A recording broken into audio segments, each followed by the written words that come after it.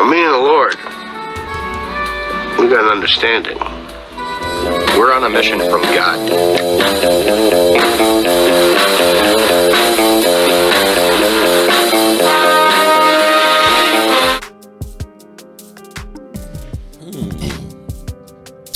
Well, good morning, good people. Mark Holmes here with my buddy Cowboy Joe Boo, as well as Bucky Beaver and that damn chicken. And as always, I want to say thank you all for watching, commenting, subscribing, and being part of the Joe Boo Sports Report. Without you guys, as well as you ladies, you know that this literally does not work. Hope you all are having a great day. It is hump day, and that means today at 4:30, actually we'll start at 4:20, we'll be on the Dan Saleo show. And maybe for once I'll get just a little bit of self-respect back, because the Cowboys actually won and the Eagles lost. Oh shit! I tell you what, it's been few and far between times that's happened. This may only be like the second time it's happened since I've been on the Dan Saleo show, and it seems like things are kind of falling apart a little bit. The Eagles, who play tomorrow night against the New York Giants, aka Slump Busters, have a team meeting players meeting, A.J. Brown, Jalen Hurts, Saquon Barkley, meeting of the minds. Now, Eagle fans will tell you there's nothing to see here, that this time last year we were 3-2 and we're 4-1. We're fine. We just start slow. Well, maybe. Or maybe this is the Super Bowl hangover. I don't know, but we'll wait and see. We'll be definitely watching live tomorrow, live streaming from here at the Red Brick House, and I can't wait because I got a birthday present early for my wife. She got me a TV that's literally like right, I can touch it right here, and I've got a extra long wall mount, so it's going to actually come out. It comes out 31 inches, so I can turn that sucker and tilt it right here, so I can be sitting here and I will see the game up close and personal. So we'll definitely be having a good time. Shout out to Miss Tracy, because she is the bomb.com. She is the real deal. She is the one that always makes me go, woo, woo, woo, baby, all the time. So a couple of things that are really kind of cool that are going on is, we know we've got a great offense. Dak Prescott, depending on the publication, I'm looking at one right now that is looking at MVP rankings that have Baker Mayfield number one, Josh Allen number 2, and Dak Prescott number 3. We heard on First Take they had Dak Prescott in like the top 3. Although one I saw was funny because they literally had Dak Prescott, I think eighth, including with guys like Justin Herbert, who put up 10 points this past week against the Commanders with the left hand up. Who are we? But that's okay, because in the end, I hate to say this, but Dak Prescott ain't going to be shit. Not going to be shit unless he wins in the Super Bowl. The reality is it will always look that way. You can look now and say Dak Prescott has as many wins as Tony Romo in less games. He's about to get the all-time passing record. He's going to pass Troy Aikman soon. He's already passed Roger Staubach, and if he stays healthy, will pass Tony Romo. Potentially has the opportunity to be the all-time Dallas Cowboys touchdown passer. He'll have all of the records if he stays healthy this season. In the end, he recognizes that it doesn't mean shit if I don't win the big one. And the reality is it's beyond just having a great quarterback, because as much as I don't like Aaron Rodgers, if that were true, Aaron Rodgers should be winning every year, or should have been winning every year. As many MVP trophies as he's had, but he won one. And you can't tell me that Dan Marino wasn't one of the greatest of all time, and he never won one.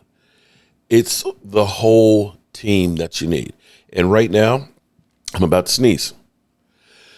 I could feel it coming on. It was like, I'm coming. Okay, here it is. You need everything to go right to win a Super Bowl. You do. It's not, you can have the best team and still not win the Super Bowl. And we know that our Dallas Cowboys, our defense has been lacking, or maybe they're just trying to figure it out. They're still trying to figure out who's going to be the guys. One of the guys that needs to be one of the guys is Shamar James. Jack Sanborn, we do ourselves a disservice because the Cowboys hype up players in training camp. They go through and sometimes they bring in lesser talent and things, and we go to training camp and we hype them up and things. The way Jack Sanborn was hyped up, you would have thought that he was the next, let's see, who are we going to say? Brian Urlacher? Yeah.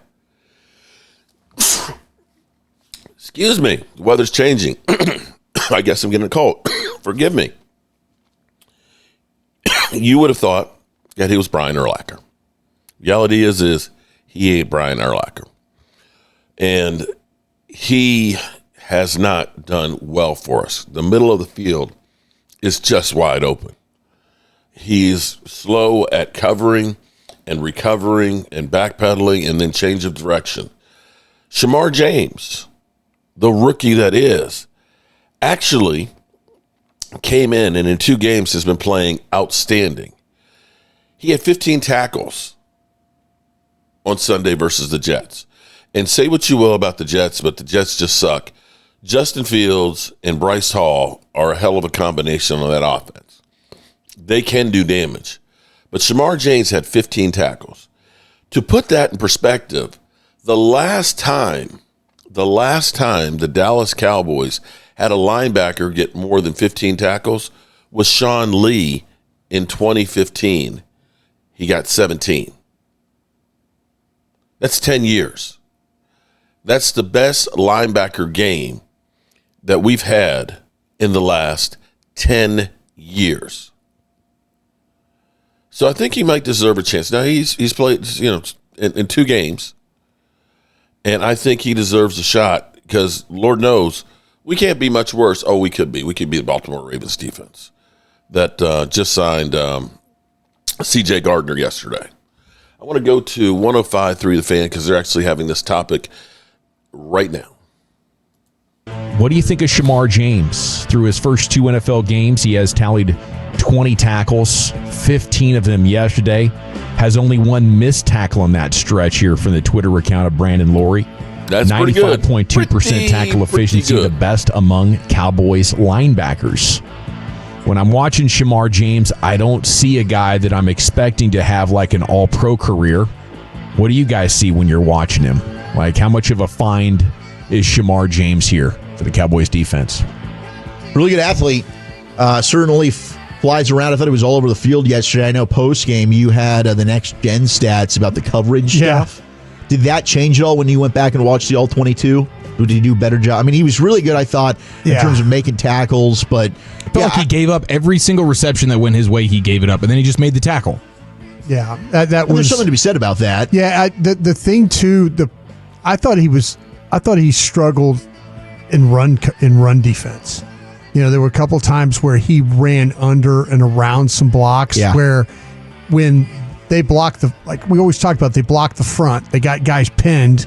They got guys turned, and now it's linebackers on blockers, and then instead of like being aware and running, okay, I see it, it's coming this way, he tried to go around a block, and now it's Breece Hall's 10, 15 yards more up the field. And I think that's the Achilles heel to this run defense. I mean, the linebacker play. I think the linebacker play is not been really great. I'm going to say that I think the defensive line let you down last night playing run defense when you go back and watch them play. Yeah, I mean, they were getting pushed around pretty bad. They Clowney, Clark, Thomas, Osa. All of them. There was nobody that, and we talked about it after the game. Remember, we were just saying, well, the metrics are telling you that guys in the field, it was 8 yards a carry here, 7 yards a carry here.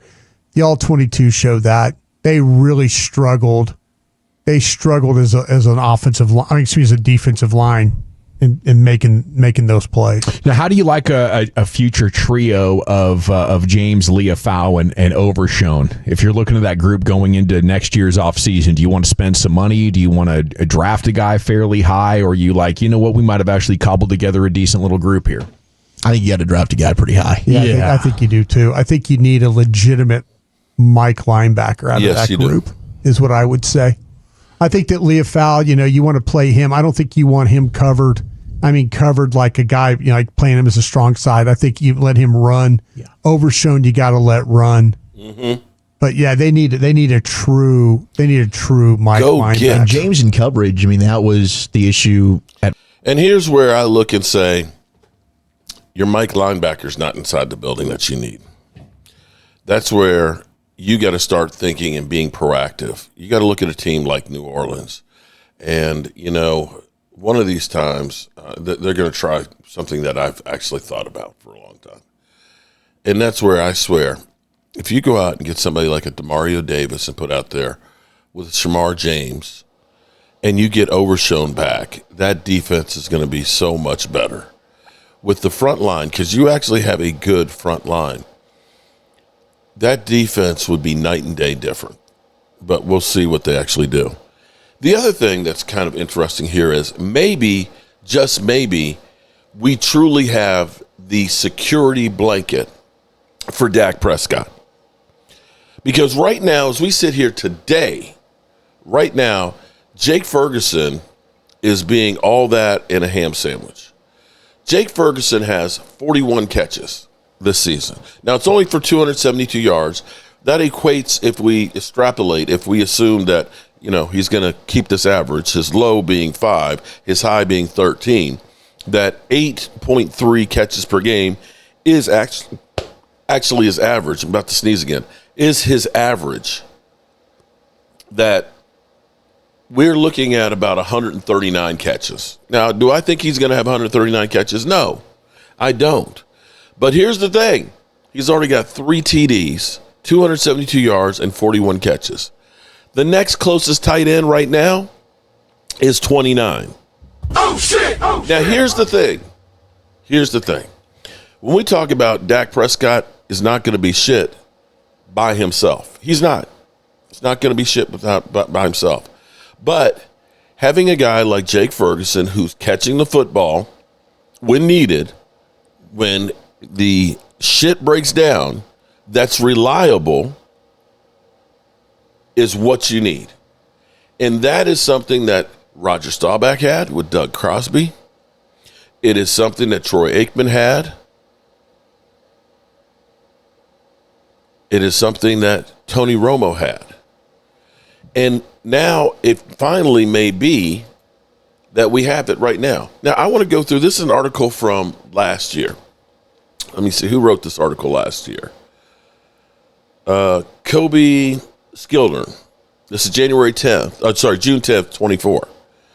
And this is talking about the Cowboys' best tight ends in history. And I want to go through because what you have to understand is this. In my mind, take a look at about the last 10, 15 years and look at the Super Bowl teams. One of the things that the best teams in football all have in common is not necessarily having the number one wide receivers. The Justin Jeffersons are not going to the Super Bowl. But when you look at the Kittles, the Dallas Goddards, the Kelseys, all of these great tight ends, each of these teams all have a great tight end. And that's something that you have to look at the Cowboys. What great tight end do we have during the Dak Prescott era? Tony Romo had Jason Witten. Jason Witten possibly is the best tight end we've had. Like I said, Jay Novacek for Troy Aikman. Doug Cosby for Roger Staubach. Dak, he had the last couple of years of Jason Witten where he was more of a shell of himself. And surprisingly, on this list, Dalton Schultz is in the top 5 at tight ends. Now, let's go to the honorable mentions. Jake Ferguson, Mike Ditka and Pettis Norman. Number 5, Dalton Schultz.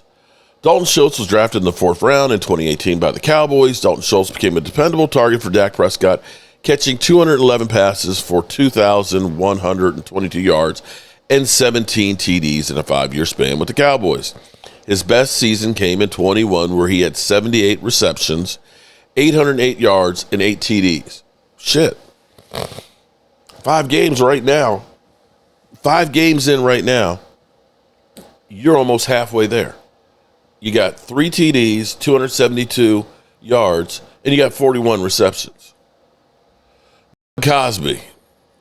Now, Doug Cosby spent his entire career with the Cowboys and ranked 2nd in franchise history for receiving yards and touchdowns as a tight end.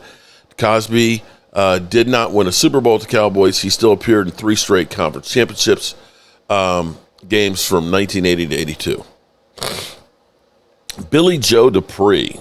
Billy Joe was one of the best tight ends of his era, finishing his career with 267 receptions, 3,565 yards, 41 TDs. Billy Joe Dupree, was a key contributor in helping the Cowboys make 5 conference championships games, 3 Super Bowls, and Super Bowl win in 77-78. Jay Novacek. It bewilders me that Jay Novacek has yet to make the Hall of Fame. His numbers may not equate to those numbers of other tight ends who have been inducted in the Hall of Fame. However, few were as impactful during their careers as Novacek.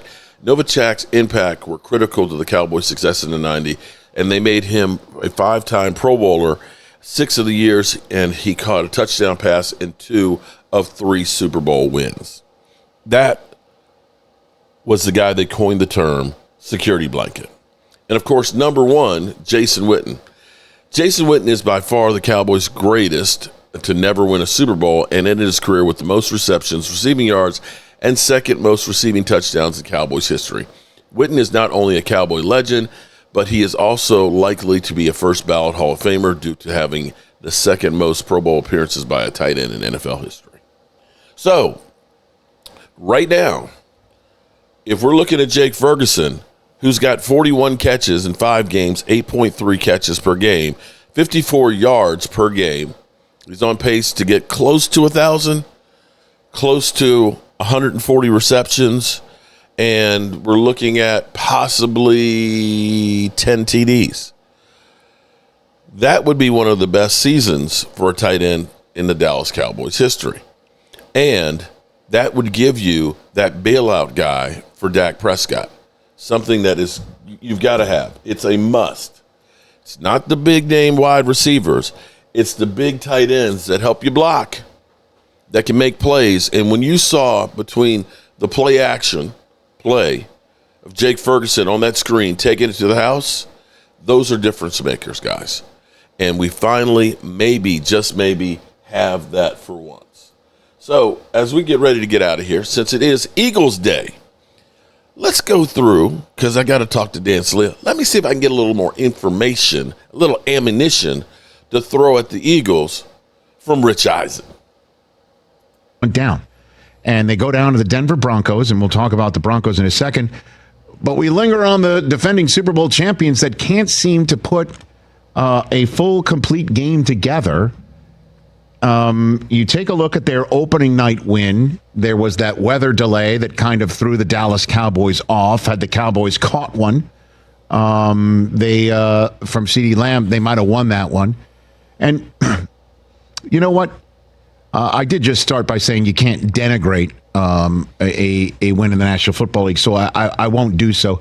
Bottom line is the Eagles were 4-0. They earned every last one of them. And they were playing games where they were making the most of a team's mistakes and beating you with it. That's the earmark of a defending Super Bowl champion. And in the first 3 quarters of the game in Philadelphia, the Broncos were making mistakes. They were not playing clean football. They were playing good defensive football, and they were stopping the run, but they weren't stopping the pass. And as a matter of fact, the Philadelphia Eagles were up 17-3 in this game, entering the 4th quarter. That's usually all she wrote. But then Something happened. Bo Nix started happening. Cortland Sutton started happening.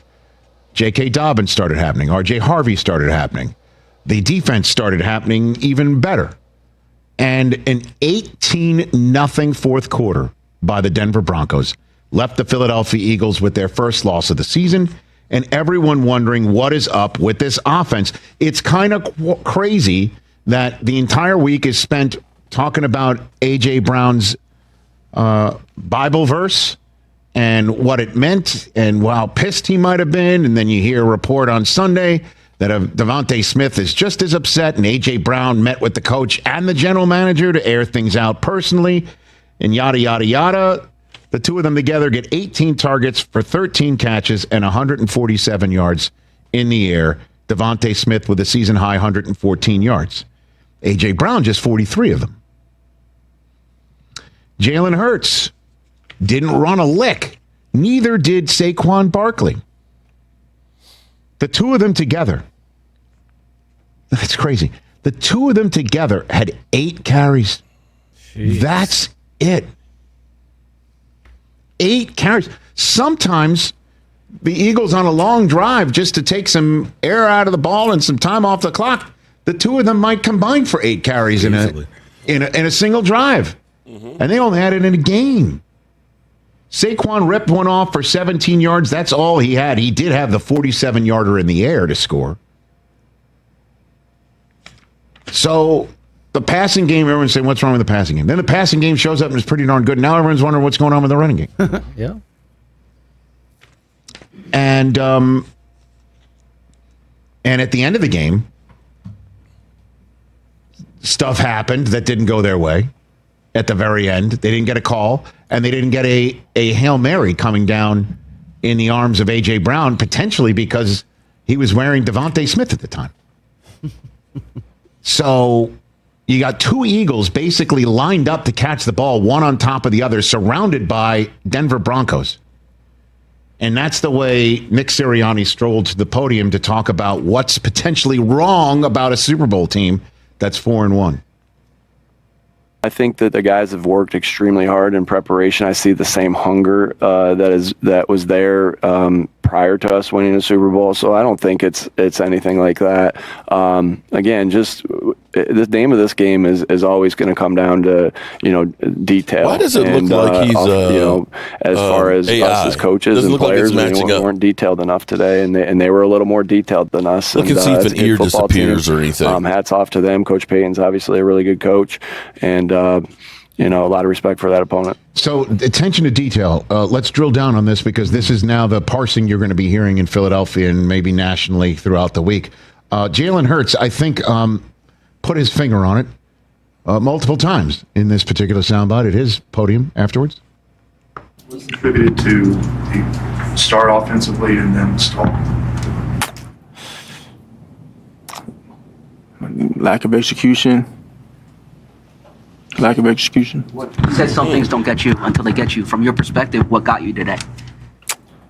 Lack of execution. So let me write that down. Yeah. Let's see. What do you say? Lack of execution. Mm-hmm. Yeah, the lack of an execution. Well, we also heard from Mailata, one of the offensive linemen, throughout the last week or two. They're getting the plays in late from offensive coordinator Kevin Patullo, or they're coming in and Jalen's not breaking the huddle quickly enough. Nobody's really pointing a finger exactly at anybody in particular, but I'm sure it's going to be pointed at the offensive coordinator. This was Sirianni on that subject matter.